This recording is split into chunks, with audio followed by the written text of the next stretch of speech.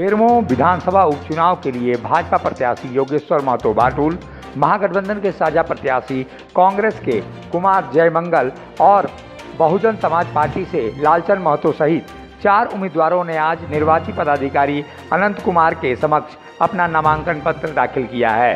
नामांकन पत्र दाखिल करने के बाद भाजपा प्रत्याशी योगेश्वर महतो बाटुल और कांग्रेस प्रत्याशी कुमार जयमंगल ने अपनी अपनी जीत के दावे किए हैं। बीजेपी प्रत्याशी योगेश्वर महतो बाटुल ने कहा है कि अपने 2 विधायक कार्यकाल में जो काम उन्होंने बेरमो के लिए किया है, उस काम को लेकर वो विधानसभा चुनाव में जाएंगे।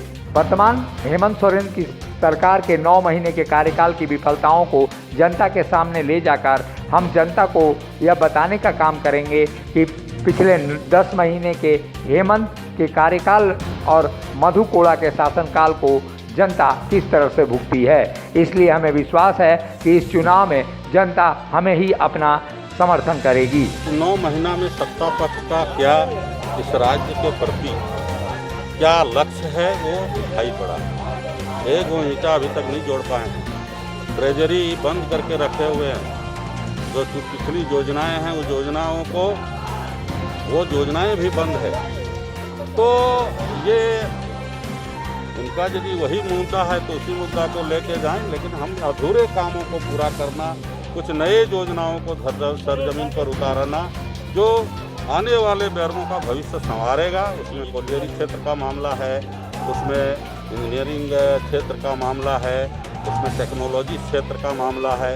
तो इन मामलों को हम ले करके जनता के बीच में जाएंगे। जनता के बीच मेरा मुद्दा है और मुद्दा पहले से भी पिछले जब हम चुनाव लड़ रहे थे तो हम जनता के बीच में हमने भरोसा दिया था और हमारा आगे का जो भविष्य का सपना है उसको भी मैंने बताया था कि आगे हमारा क्या प्लानिंग है। बेरमो की जनता उत्साहित है और ये 9 महीना में लोग थके गए हैं, थका महसूस कर रहे हैं। वो चाहे बेरोजगार का मामला हो, आंगनबाड़ी केंद्र का मामला हो, चाहे वो जमीन रजिस्ट्री का बंद करा देने का मामला हो, चाहे किसानों का जो 5000 रुपया मिलता है उसको बंद करा देने का मामला हो।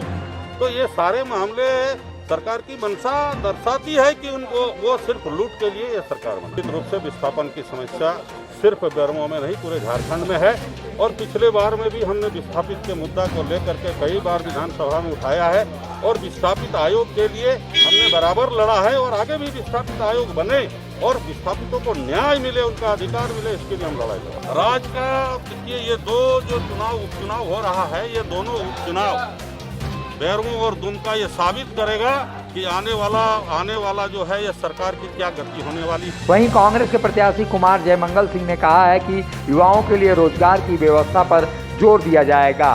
बेरमो की जनता ने अगर उनको मौका दिया तो बेरमो के क्षेत्र में रोजगार की व्यवस्था की जाएगी। आज केंद्र सरकार हर एक मुद्दे पर फेल है। जयमंगल सिंह ने कहा इस बार लोग जात पात और समुदाय से ऊपर उठकर कांग्रेस को वोट करेंगे क्योंकि कांग्रेस ही विकास करने वाली पार्टी है। नॉमिनेशन भर रहा था, वो बेचारे 30 साल से मेरे पिता का नॉमिनेशन भरवा रहे, 40 साल। अभी उनके बेटे ने मेरा नॉमिनेशन भरवाया तो मैंने उनसे पूछा कि चाचा आप भी वंशवाद के घेरे में हैं? तो उन्होंने बोला कि मैं वंशवाद के घेरे में नहीं हूँ, मुझे गर्व होता है जब मेरा बेटा मेरे ऑफिस में मेरे कुर्सी पर बैठकर मेरे निर्धारित किए हुए काम और मेरे निर्धारित किए हुए जो परिवार है उनको लेके चलने का काम करता है। उसी तरह मेरे पिता को गर्व मुझसे है। बात बाकी किसको क्या फर्क पड़ता है उससे मुझे। जनता में तो मैं पिछले 20 साल से घूम रहा हूँ और मैं अपने पिता के साथ बहुत कुछ सीख पाया हूँ।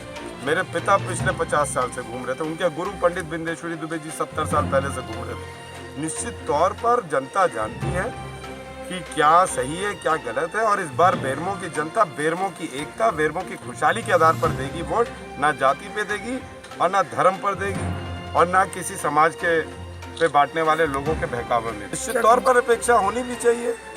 यही तो इसीलिए तो जनप्रतिनिधि लोग चुनते हैं और अपने में से एक व्यक्ति को पावरफुल बनाते हैं ताकि उन युवाओं की हक की लड़ाई लड़ सके।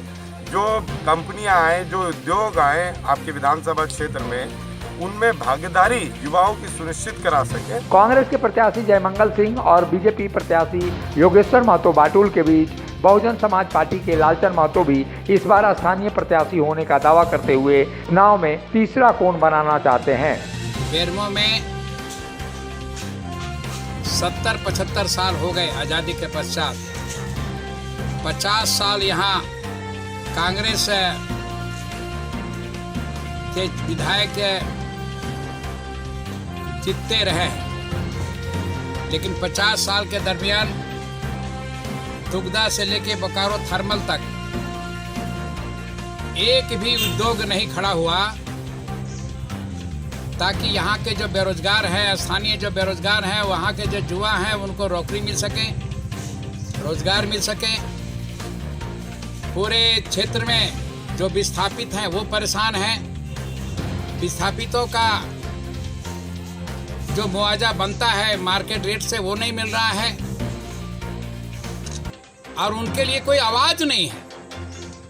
जो आवाज यहाँ के विधायकों को उठाना चाहिए था विस्थापितों के पक्ष में, आज तक कभी भी मुझे सुनने का मौका नहीं मिला। इन लोगों को ग्रामीण क्षेत्र में वोट मांगने का कोई नैतिक अधिकार नहीं है।